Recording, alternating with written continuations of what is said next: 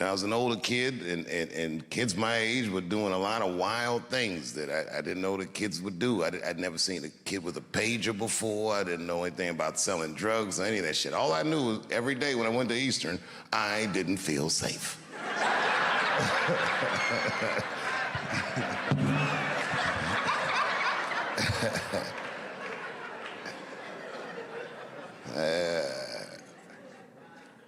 I'm a quiet guy, naturally. I'm a shy person, naturally. And I used to get my hair cut on a barbershop in 15th Street Northeast, and I would go there, and everyone in the barbershop would just snap on each other.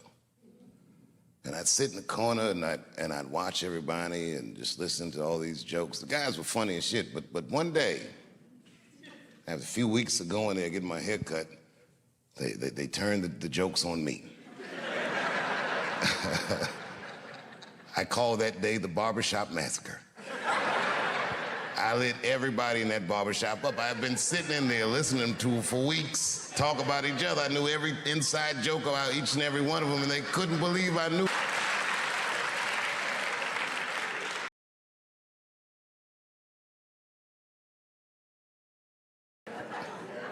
My father found for me the local comedy club in Washington, D.C.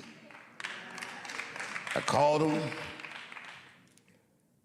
I found out when open mic night was, and I started to go there on Tuesday nights, just watch.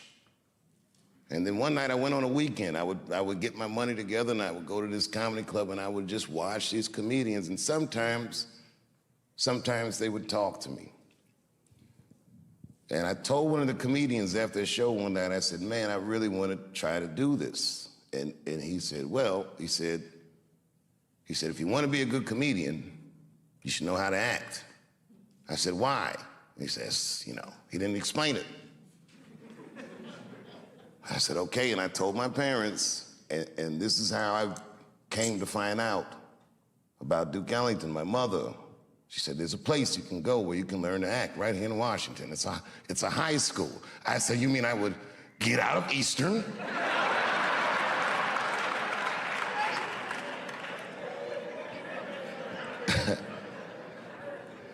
The school year was already in full swing, and Ellington has a policy that they don't let people just come in the middle of the year. But Linda Gravatt, who was the head of the theater department at the time,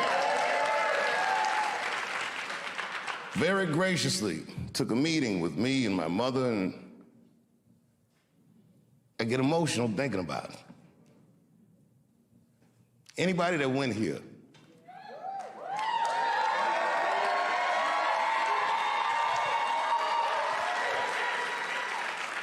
you remember what it was first like when you first walked through the door? And it was in the afternoon, and everyone was in their arts classes, and the girls had tutus on, and everyone was weird and walking around the hallway like you weren't sure where anyone was supposed to be, and you could hear people practicing their horns and shit all through the hallways. There was art bouncing off the walls. The minute I walked through the door, there was a gallery of all these children's work, and these pictures were amazing.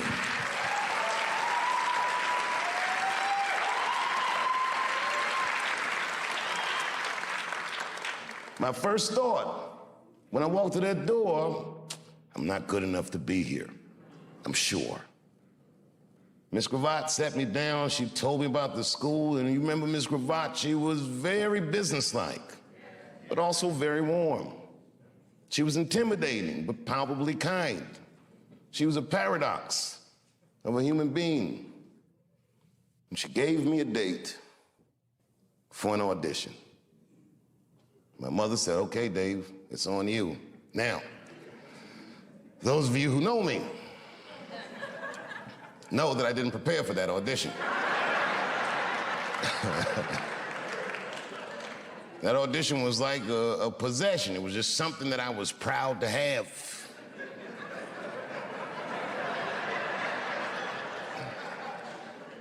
But as the days got closer, I'm like, oh my God, I gotta get something together. I didn't even know how to do an audition. I'd never done it before. So I went, I said, what do I need? They said a monologue. So I looked up Monologue. And I went to the library, the MLK library, this huge library, so I gotta find something, and I found a piece in one of those yellow script books. It was a monologue by Mark Twain called The Judge's Spirited Woman. I learned it in a night. You know, it was not hard for me to memorize things. The next day, it was a Saturday, I think, and I came to the school, and they auditioned in what used to be this room, the original theater at Duke Ellington School of the Arts. And all the department heads sat in here, and the lights are in your eyes, and there's a bunch of kids who already go to the school who come on Saturday just to see who might be coming. And I talked to all these kids before I went in, and these kids were nothing like the kids at Easton. They were like them, but they were different. They were weird and funny and self-deprecating and things like this. And I remember I came out on stage and I did my audition, and it was like terrible. I froze up in the beginning. I started, and then I said, wait a minute, I'm messing up. Let me start again. And I was nervous, and I was scared. And in the middle of the audition, in the middle of the monologue, one of the teachers, Fred Leach, he said, Fred Leach, he goes, okay, that's enough. I said, well, there's still a little more. He goes, no, that is enough, he said.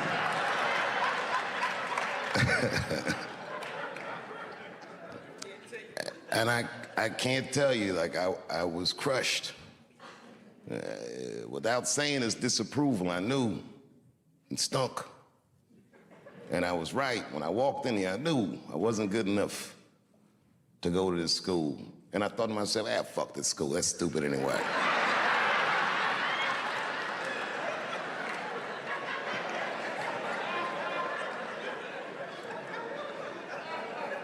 In first year theater, there's a question that they ask students from time to time. And it's a make or break question. And when you ask this question, you don't know. And the question is this. They say, why do you want to act? Now, if you say anything like, I want to be a star, you're not going to get in. I didn't know that. And I figured I already blew the audition, so I told him the truth. He said, why do you want to act? I don't. That's what I said. And they said, well, then why are you here? I said, because I want to be a comedian, and some comedian told me that if I want to be a good comedian, I need to learn how to act. And the teachers look at each other and go, thank you very much, and I left. And I was walking down the hallway, kicking rocks.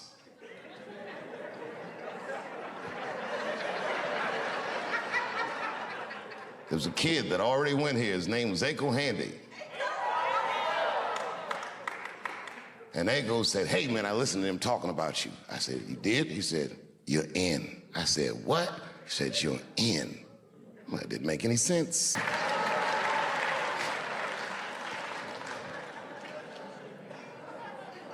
And when I got in that professional world, I was oddly prepared.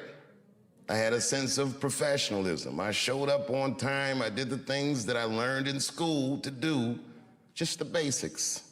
But my career didn't have any direction because I was still so young. And that didn't change for many years. It didn't change until my girlfriend at the time, now my wife, told me she was pregnant. And I was like, you know what?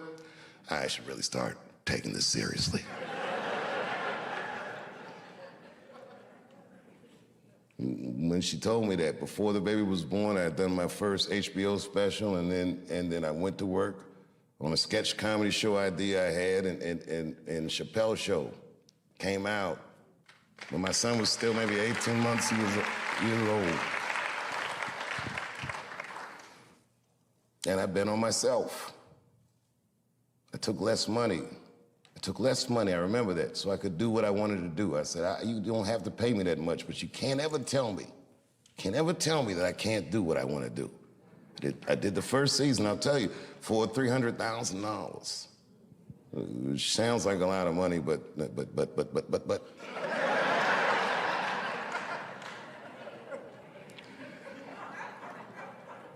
It was a rare experience in my life because it was the first time that I did something that was so successful that I knew I had exceeded the expectations. I was more successful than I felt like I was supposed to be. They didn't plan on that. The second season came out and was a juggernaut, and then I remember this was the single best day of my career. The Rick James episode of Chappelle Show had come out.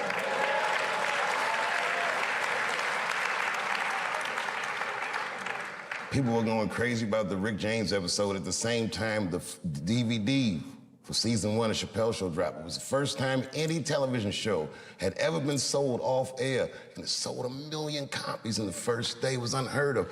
To this day, nothing has sold more than Chappelle Show. It's still on the top 10 in Netflix. All those great things happened, and my contract was up. Clearly, I was about to be rich.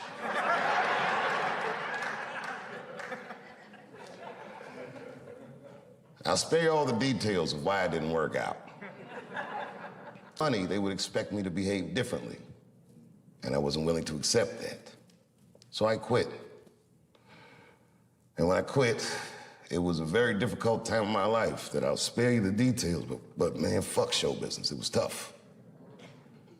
And then one day I was in Panama City, Panama, and I was at a hotel, and I looked at the lobby. There was a painting of Abraham Lincoln. And then I would look closer. It wasn't a painting. It was all pennies, just pennies, on a black canvas arranged into the face of Abraham Lincoln.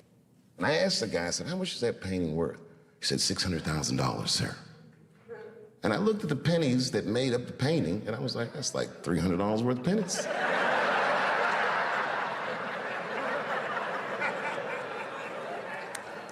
A light bulb went in my head. I realized the value of art. Some of the biggest wars and crimes and scandals in history were financed through the theft of art. Art is a powerful commodity. And artists, if you're good at it, should never behave as a commodity. That's a tough one.